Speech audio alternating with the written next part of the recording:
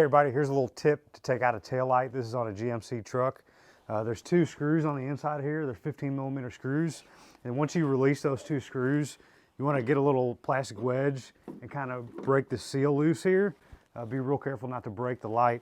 Now this light has to push straight back, but it's hard to kind of get a grip back here, and you don't want to do too much prying because you could break the plastic on the light. A little tip that I always do is I take a little bit of paracord and I thread this paracord in where the light is. And now I'm going to try to get that all the way down, and I'm going to pull straight back.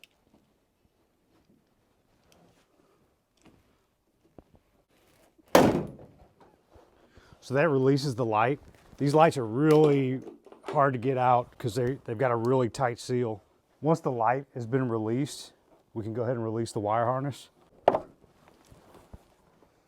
So once this light is pulled out, there's these two screws on here that go into these retainer clips, these little orange clips here.